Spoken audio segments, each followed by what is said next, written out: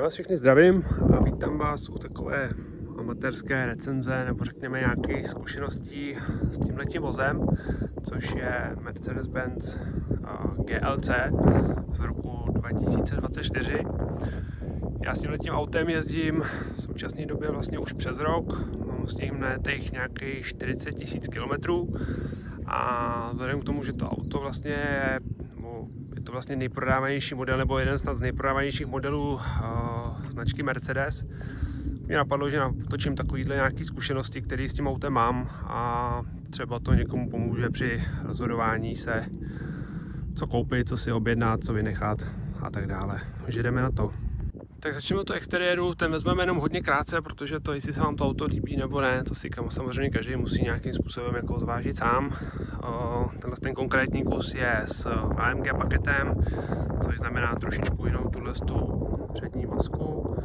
Má to trošičku jinak udělaný ten zadní v úzovkách difuzor a jsou tady myslím ještě trošku jinak udělaný nástavce prahu. Jinak když si to auto objednáváte, tak to zase naopak potom jde i naspecifikovat do takové spíše offroad varianty, to zase potom trošičku vypadá jinak. Pak je tady vlastně paket té černé optiky, kdy máte černý zrcátka a lištičky kolem oken. Barva bílá, asi standard. Já bych tomu dal poznámku tu, že vlastně já jsem si to auto kupoval jako skladový, protože jsem na to tehdy nemohl čekat nějak, potřeboval jsem si to vyřešit jako rychlejš. Asi bych se nebál trošku jako experimentovat s těma barvama, určitě to GLCčko lze na ulicích potkat v daleko zajímavějších barvách, než je ta bílá, takže bych se nebál vybrat něco zajímavějšího. Zastavil bych se u těch kol, který, pokud vám záleží na tom, abyste měli na autě hezký kola, tak tohle to jsou, jednak to jsou 20, ale příjemný u nich je stále to, že vlastně ty kola mají celkem jako pěkný profil pneumatiky, je tady nějakých 45 mm, takže se vlastně nemusíte s tím autem úplně bát někde najet na nějaký obrubník nebo vzít do nějakého lehčího terénu. Já jsem to udělal mockrát a ty kola jsou jako furt netknutý. Další, co bych vlastně na tom exteriéru vám mohl ukázat, je tažní zařízení, který je tady celkem jako sympaticky řešený. Či třeba Škodovkám je tady samozřejmě elektronicky odešitelný. Já vám to ukážu, že ono se vlastně samo dokáže i zajistit. Nemusíte ho nějakým způsobem zacvakávat, zakopávat a to stejný platí vlastně, když ho chcete skovat, tak vám samo zajede a samo se zajistí zpátky. Koncovky výfuku bohužel jsou fejkový. Jak tady vidíte, pod tím vlastně ty reální, které jsou jenom na jedné straně. Řeknu vám, že třeba ještě před 3-4 lety by to pro mě bylo úplně jako něco, co bych si na autě nedokázal představit. Teď já už to jako neřeším, protože to dělá tolik výrobců, že vlastně je to úplně jedno. Když jsme tady vzadu, můžu vám ukázat ještě kufr, kde naleznete takovouhle roletku. A je tady dvojitý dno, to znamená ještě pod tímhle je malý prostor. To by sice možná mohla být rezerva, ale není tady. Takže je to nějaký další sklad k něčemu. Dveře jsou samozřejmě elektricky ovládaný.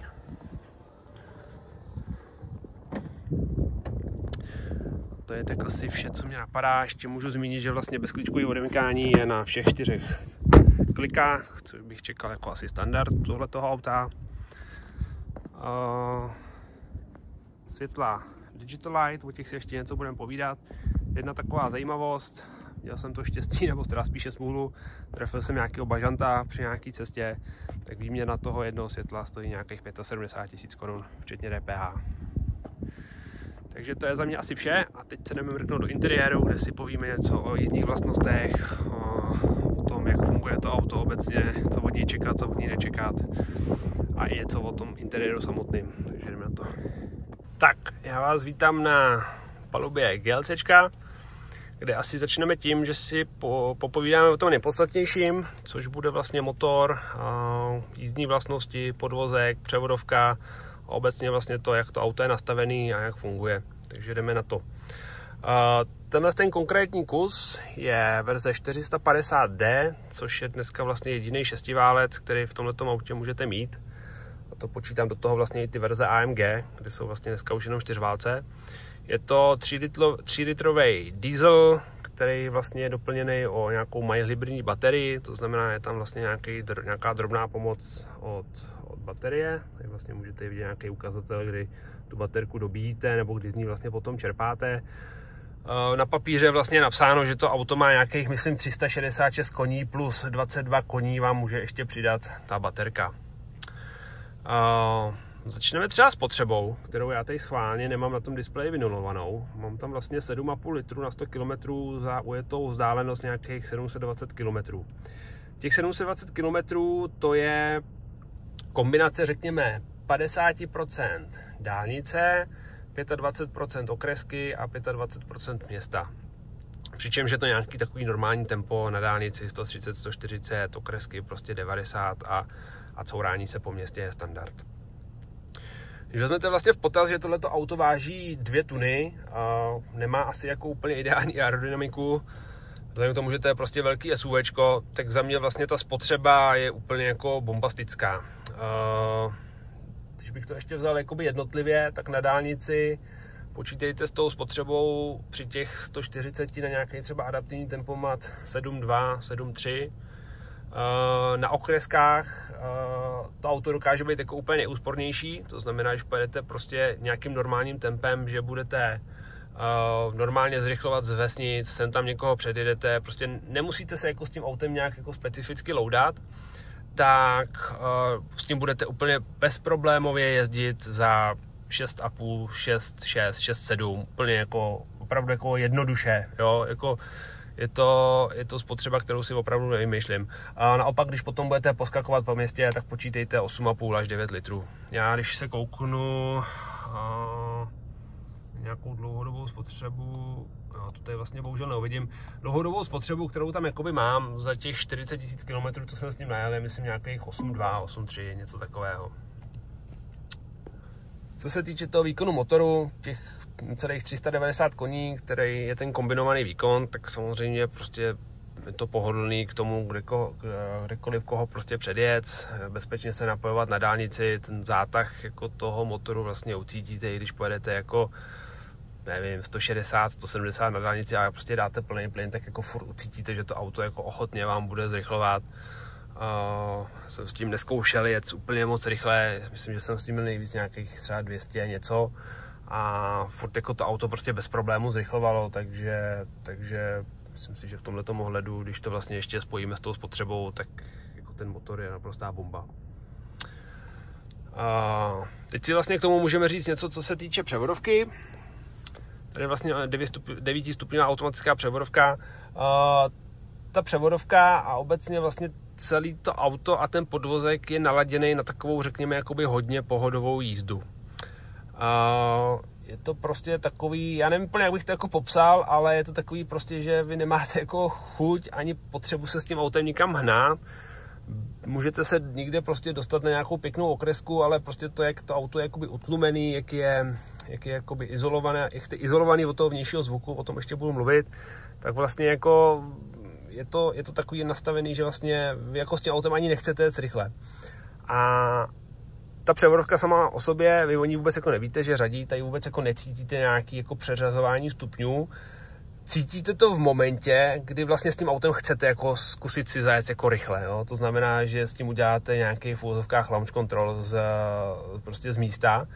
Tak v ten moment vlastně jako je opravdu jako zřetelně cítit, kdy to auto jako přeřazuje a je tam taková jako malá prodleva při tom přeřazení. Jo? Jinak potom ještě mě napadá, co se dost často řeší třeba u koncernových aut, u Audin, sám jsem s tím měl zkušenosti, u nějakých Škodovek starších, byla vlastně reakce na plyn a jakoby odezva vlastně toho motoru, jakoby takový to standardní, že vy šlápnete na plyn a to auto vlastně nic nedělá. Já bych to asi shrnul tím, že já jsem do tohoto auta přesedal z BMW M340i, který měl taky nějakých 380 koní a tam vlastně to bylo úplně jako perfektně udělané to auto, že to fakt jako reagovalo jako bombově, ještě to byl benzín. A vlastně sám jsem se jako toho bál, že jako prostě půjdu do dieselu, bude to líný, jako prostě nepojede to. A mile jsem byl překvapený, když vlastně jsem s tím autem začal jezdit, jak dobře to funguje. Samozřejmě v tom Bavoráku to bylo ještě o něco jako trošičku líp udělaný, ale úplně ty detaily jsou jako minimální. Opravdu jako s čistým svědomím vám můžu říct, že se nemusíte bát toho, že by tohleto auto bylo špatně naladěný, nebo že by bylo nějak prostě líný, nebo že by nechtělo nějak reagovat. Opravdu jako v Mercedesu je to nastavený dobře. Jeden jediný moment, kdy vlastně ta převodovka trošku váhá, nebo celý to pohonný ústrojí trošičku váhá, je situace, kdy vy přijíždíte třeba ke kruhovému objezdu nebo k nějaký křižovatce a vlastně zpomalujete, že očekáte, jestli se vám udělá místo na to, abyste mohli jet.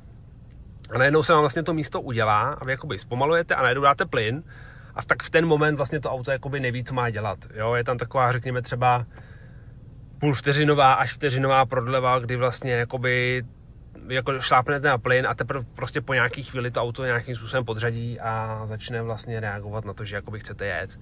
Ale to je opravdu jako jediný vlastně ten moment, který si jakoby v tomhletom ohledu vybavuju. Co se týče podvozku a vlastně celého toho jízdního komfortu, tak tohleto auto je postavený na vzduchovém podvozku s natáčením zadní nápravy. A tohle si myslím, nebo mám takový dom, že je potřeba si pořídit jakoby zároveň v nějakém balíčku a je to věc, kterou bych vám vlastně 100% jako doporučil, abyste si ji k tomu autu koupili. Bych řekl, že to až jako základ, protože jednak ten vzduchový podvozek je samozřejmě skvělej, je to prostě pohodlný svezení. Já to můžu třeba porovnat s kamarádovou X7, nebo máme Audinu S6 na vzduchovém podvozku. Jel jsem ještě, v čem jsem jel, v 7 Bavoráku novým a prostě ten projev jakoby toho, jak se to auto nese na té silnici, jako velmi podobný. Opravdu jako, i když tohle je no, v uvozovkách ještě jako levnější model, tak ten vzduchový podvozek je opravdu jako velmi dobře udělaný. Takže zase je to jako nastavený na takovou tu prostě příjemnou pohodovou jízdu. Vy si tady můžete tímhletím voličem zvolit sportovní režim, kdy vám trošičku stuhne řízení, stuhne i ten podvozek, ale nečekejte jako od toho, že to bude nejen jako sportovní auto. Jo. I v tom sportovním režimu ten podvozek je furt jako třeba měkčí než adaptivní tlumiče od Škodovky. Jo. Takže trošičku to stuhne, ale furt jako se bavíme prostě, že to je na vzduchu. Takže vzduchový podvozek a natáčení zadní nápravy určitě doporučuji. Co se týče toho natáčení té zadní nápravy, to je něco, s čím jsem se vlastně já setkal tady v tom autě úplně jako poprvé. To je něco, co jsem jako dřív v autě neměl. A je to jako úplně jako věc, která vlastně, když občas přesedám teď do druhého auta, který mám, kde to vlastně není, tak si člověk připadá, jak kdyby měl řidičák 14 dní, protože si není schopný vlastně najet nějak normálně na parkování, protože vlastně to auto díky tomu natáčení té zadní nápravy je tak strašně agilní, tak strašně obratný, že vlastně vy se s ním jako, jinak se s ním vytočíte na místech, který jakoby s jiným autem opravdu by vás ani nenapadlo, že to je možný. Ale i to parkování, různý jako prostě najíždění si do nějaký parkovací místa je najednou okamžitě tak jako jednoduchý, že byť vlastně to auto jako není malý, tak se prostě při tom řízení opravdu jako malý zdá. Takže adaptivní podvozek a natáčení zadní nápravy 100% doporučuji, určitě si do toho auta objednejte. Tak, teď se můžeme pobavit o, řekněme, tom infotainmentu a o tom systému toho auta, co od něj čekat nebo nečekat. První dvě věci, které od něj určitě musíte čekat, je tato ikonka, což je inteligentní hlídání vlastně rychlosti. To už vlastně povinnost ve všech autech nových, které se prodávají. Funguje to tak, že vlastně máte pod předním sklem kameru, která čte dopravní značky a jakmile překročíte rychlost, tak vám to začne pípat. Zaplať pánbůh, dá se to prostě jednoduše vypnout stiskem tady té ikonky na displeji, anebo když lehce podržíte vlastně tlačítko na stlumení hlasitosti, tak se to asi taky vypne. Druhá věc, která se vám bude automaticky zapínat, je hlídání v jízdních pruzích. Musím říct, že v tom Mercedesu je to nastavený celkem jako příjemně, není to úplně něco, co by vám jako nějak extra škubalo do ruky, když prostě budete jezdit nějak normálně, budete používat blinkery, tak vlastně jako se s tím dá fungovat. Já se přiznám, že to ale jako vypínám, protože prostě jsem zvyklý řídit bez toho, nepotřebuju to, já se dokážu soustředit na řízení i tak, takže v Mercedesu je to řešený tak, že označíte to tlačítko, jdete na druhou obrazovku a tajným způsobem to vypnete. Jedna věc, když nastartujete to auto, tak vždycky musíte chvilku počkat, protože jak ten systém nabíhá, tak když vlastně hned zmáčknete to tlačítko po nastartování, tak to chvilku trvá a vlastně než se vám to načte, tak je to nějakých třeba 15-20 vteřin. Ovládání klimatizace už je na displeji. Je to něco, co asi by bylo příjemnější mít na nějakých tlačítkách, ale dá se s tím jako fungovat. Samozřejmě je tady nějaká navigace, mercedesácká, tady nějaký menu. Ten systém sám jako o sobě funguje velmi rychle. Já se přiznám, že na navigaci používám primárně buď Waze, anebo Google mapy. Tady jedna věc, kterou zmíním, já mám teda iPhone a docela často se mi u tohoto auta stává, že se mi vlastně to bezdrátové připojení k tomu CarPlay jakoby odpojuje. A myslím si, že to je jako problém toho auta, protože stejně tak to mám bezdrátově připojený i v BMW a tam prostě se mi to nestává. Jo, jako je to o tom, že jedete, najednou se vám to odpojí, prostě ta mapa, ta navigace zmizne a třeba za 10 vteřin to zase připojí a zase jako to funguje dál. Nevím úplně důvod, prostě proč se to u toho Mercedesu takhle děje. Zkusíme kamery, jestli budou fungovat, musím nastartovat. Kamery v tom autě jsou ty naprosto skvělý. Ta kvalita toho obrazu je naprosto bombastická. To když třeba zase porovnám s Bavorákem, který ho mám, tak tady jako je to na daleko prostě kvalitnější úrovni. Jednu výtku k tomu ale teda mám a to je vlastně, nebo to jsou vlastně parkovací senzory. Nevím proč, ale ta odezva od těch parkovacích senzorů tady v tom autě je úplně prostě nějaká zvláštní. Já nevím, jestli to je jako poškozený prostě tenhle můj konkrétní kus, nebo s tím mají problémy i jiný Mercedesy, ale ty parkovací senzory jsou prostě zpožděný. Vy se přibližujete k nějaký překážce a řekl bych, že tam taková prostě půlvteřinová prodleva toho, jak vy třeba jako už zastavíte a na tom displeji ještě vidíte, jak vám vlastně ten jako senzor jakoby dobíhá. Krásně to je třeba vidět tohleto i u hlídání vlastně, u hlídání mrtvého úhlu, kdy představte si situaci, že jedete na dálnici v pravém pruhu a prostě chcete se zařadit do levého pruhu a je tam nějaký provoz v tom levém pruhu, koukáte do zrcátka, auto kolem vás projede, už jako je viditelně před váma třeba, nevím, 2-3 metry, dáte levý blinker, ale vzhledem k tomu, že ten systém je prostě tak nějak divně zpomalený, tak to auto na vás začne řvát a začne pípat, že si prostě vlastně myslí, že jako ještě reálně je něco vedle vás, byť už to auto je prostě dávno před váma, jo. Takže z tohoto důvodu je to prostě nějaký takový jako prapodivně zvláštní.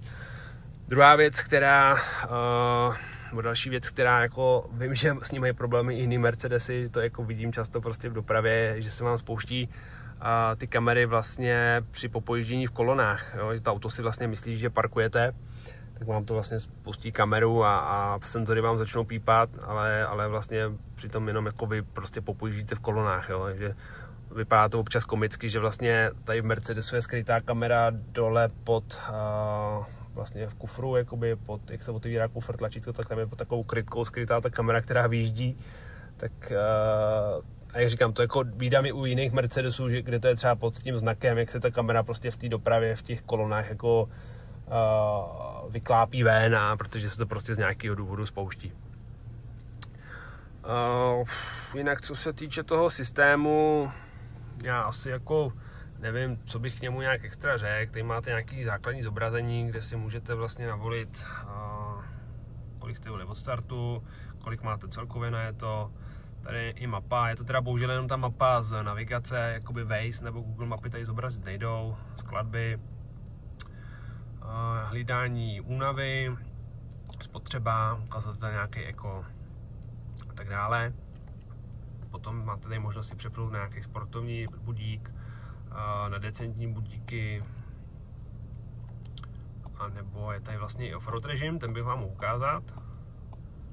To je vlastně zobrazení celkový, kde máte kompas, náklon auta, to jak vlastně točíte volantem a i nějaký souřadnice, a to vlastně potom jde zobrazit i tady, to vám taky můžu ukázat, tady. Jo. Kde potom vlastně máte nějaké jakoby informace o podvozku, teplota pneumatik, to vám teď nezobrazí. Tady nějaký asistent sjíždění vlastně kopců, můžete si zvednout tu světlou výšku auta, to předpokládám, že jde asi jenom u vzduchového podvozku. a tak dále. Co se týče toho volantu, k tomu mám jako výtku velkou. Jsou to tyhle ty dotykové plochy, chci být sprostej. Co se týká té dolní části, kde se třeba tady ovládá ten tempomat, tak ty musím říct, že fungují dobře. Vlastně to nastavení toho tempomatu jednoduše uděláte tlačítkem, pak vlastně takhle nahoru přidáváte rychlost, ubíráte rychlost. To stejný funguje i třeba na ovládání jakoby hlasitosti, přijímání a ukončování hovorů. Co ale nefunguje, jsou tyhle ty křížový, tyhle ty prostě kříže ovládací, který dost často prostě, když jakoby potom na té obrazovce jako nějakým způsobem přeskokujete, tak vám to jako lítá nahoru dolů. Jo, třeba teď jsem jako chtěl jít jako doleva, prostě skočí vám to nahoru. To opravdu jako funguje naprosto příšerně. O to vtipnější je, že ten pravej vlastně by měl ovládat ten infotainment. Já si nedokážu představit, že někdo na světě to reálně jako používá, že by tímhletím prostě ovládal ten infotainment a prostě pohyboval se tímhletím, místo toho, aby jako používal tu dotykovou část toho displeje. No. Takže to je asi jako co se týče infotainmentu. A poslední věc, o které bychom se mohli pobavit, je takový žhavý téma, často diskutovaný v různých internetových diskuzích a fórech, a to je kvalita interiéru v Mercedesu. Já bohužel nemůžu to úplně srovnávat, protože jsem žádný jiný Mercedes předtím neměl, takže můžu to srovnat jako třeba prostě jenom s nějakýma staršíma autama. A můj názor na to je takovej, že ta snižování té kvality prostě těch interiérů v těch autech není jenom problém Mercedesu, je to problém ať už prostě BMW, Audi, Škodovky. Všude se prostě šetří na materiálech a na té kvalitě toho zpracování. Když jsem si to auto převzal, tak jsem tady řešil několik problémů různého vrzání a drnčení. První byl problém tady od těch výdechů té klimatizace, kde se prostě vozívalo při jízdě po nějakých nerovnostech takový drnčení divný, prostě to jsem jako reklamoval, takže oni to vlastně rozebrali, namazali to prý nějakou pastou a musím zaklepat, zaplať pán Bůh, to přestalo. Pak chvilku vrzal prostě tady ten panel, kde vlastně máte opřený koleno, to po nějaký době přestalo. A chvilinku jsem měl problémy s vrzáním nebo s nějakým takovým divným drnčením za řidičem od levých dveří. Tam je takový panel, kde je vlastně otevírání dveří, tak to tak nějak divně drnčelo. A obecně jako co se týče té kvality toho interiéru, prostě najdete tady jako spoustu plastů, spoustu levných plastů. Jsou to takové místa, na které jako sice nešaháte a nejsou nějak úplně extra, že byste s nima přišli do kontaktu. Třeba příklad, ten kryt toho head-up displeje, to je fakt takového jako levného plastu, že no prostě je to takový ten nejlevnější plast, co si umíte opravdu reálně představit. Stejně třeba tady to kolem toho zrcátka, nebo kolem vlastně toho volantu, tady jsou taky jako fakt levný plasty, tady slyšíte, jak to vrže. Levný plast je vyložený i tady v té výplni prostě těch dveří, to je opravdu jako takový ten tvrzený plast, ale fakt jako hodně levnej. A celkově jako to auto prostě, řekněme, že to nepůsobí tak bytelně, jako ty auta působily dřív. Jo, tady ten panel, prostě když za to takhle vezmete, tak máte pocit, že jako kdybych to trošku zarval, tak to prostě z toho urvu. Že to není takový prostě ten bytelný kus toho interiéru, jako třeba byly, já nevím, v A6 mýho táty, který si kupoval A6 v roce 2013. A my jsme to auto měli strašně dlouhou dobu, najelo spoustu kilometrů. A fakt jako když si do toho člověk po třeba těch 10 letech sednul, tak úplně cítil z toho, jak to auto je jako bytelný, takový, že fakt jako nevrzalo tam nic, prostě to fungovalo dobře. Tady to auto, jak bude fungovat, vrzat za 2-3 roky, těžko říct, můžu pak klidně třeba o tom natočit nějaký další video. Super věc, kterou jsem si užil, tady byla ta zadní clona toho kufru, kterou jsem vám ukazoval na začátku videa, kde vlastně taky při různých nerovnostech to tak jako divně povrzávalo, prostě dělalo takový pazvuky. Až jsem se jako fakt naštval, tak jsem tu clonu vzal, celou jsem ji rozebral, namazal jsem to prostě nějakou vazelínou a zase zaplať pán Bůh, jako přestalo to. K tomu interiéru ještě bych teda řekl jednu věc. Vlastně sice jako ta kvalita je už taková jako hodně pochybná, ale na druhou stranu musím říct, že vlastně když si do toho auta jako poprvé sednete a sedli si do něho prostě i lidi, kterým jsem to auto pak ukazoval, tak řekli, wow, to auto je fakt jako luxusní. A když si to vlastně porovnáte s novou X3 anebo Audi Q5, V X3 jsem teda už seděl, v Q5 ne, ale viděl jsem to na fotkách a jsou to auta, které se prodávají třeba 2-3 roky, zatímco tohleto, teda pardon, 2-3 měsíce, tohleto auto se prodává určitě už přes rok, tak 100% si myslím, že ten interiér tady v tom GLCčku je to nejzajímavější, co vlastně si v těch 3 aut můžete koupit.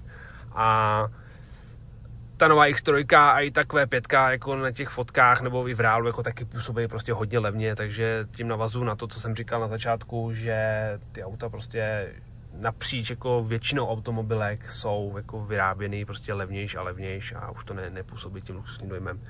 Jednu věc, který já litu, že prostě bohužel jsem si to auto nekonfiguroval sám, je vlastně volba čalounění toho interiéru a těch sedaček.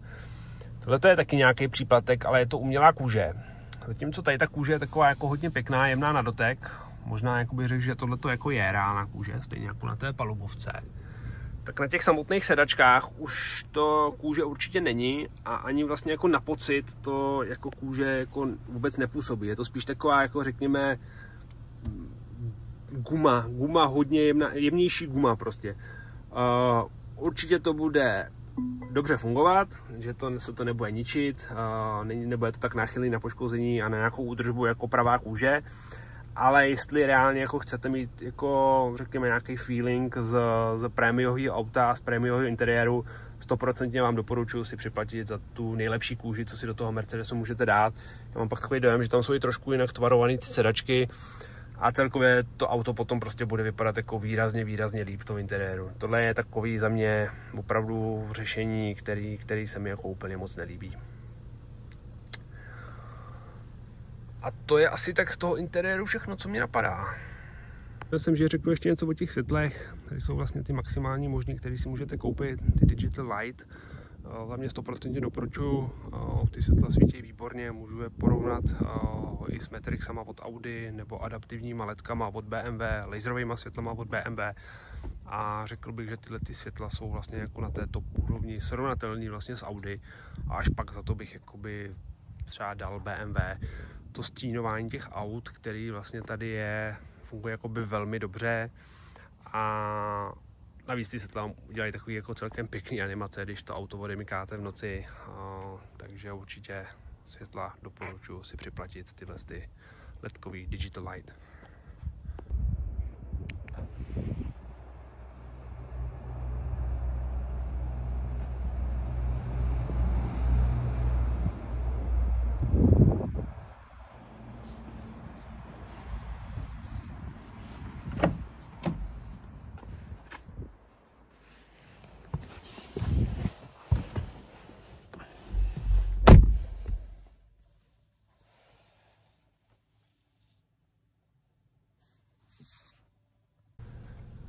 Celkově si myslím, že asi jsem probral všechno, co jsem chtěl. Kdyby vás něco napadlo, na co byste se chtěli zeptat, tak určitě do komentářů můžete, já vám na to 100% odpovím. Děkuju vám za vaši pozornost, omlouvám se za nějaký případný přeřeky, já nejsem člověk, který by se živil nějakým recenzováním nebo nějakou prezentací něčeho, je to opravdu taková jako hodně amatérský povídání prostě o autě. Takže ještě jednou děkuju za pozornost a přeju vám šťastnou ruku při výběru nového vozu. Mějte se hezky, fajn. Čau.